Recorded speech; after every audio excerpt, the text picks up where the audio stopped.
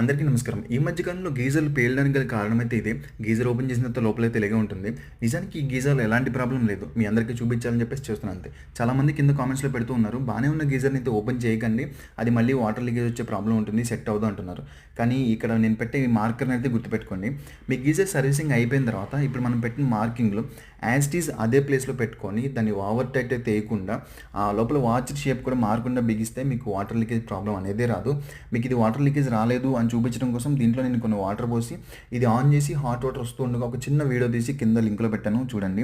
ఇకపోతే మీ గీజర్ కొని చాలా సంవత్సరాలు అయింది, ఇప్పటికీ దాన్ని సర్వీసింగ్ చేయించలేదు అంటే అర్జెంట్గా దాన్ని అయితే సర్వీసింగ్ చేయించండి. ఎందుకంటే అలాంటి వాటికి ఎక్కువ స్కేలింగ్ పట్టేసి పేలిపోయే ప్రమాదాలు అయితే ఎక్కువ జరుగుతూ ఉన్నాయి. సో ఈ వీడియో మీ ఫ్రెండ్స్ అండ్ ఫ్యామిలీకి కూడా షేర్ చేయండి. ఈ ఛానల్ బయోలో మన ఫోన్ నెంబర్ అయితే పెట్టాను.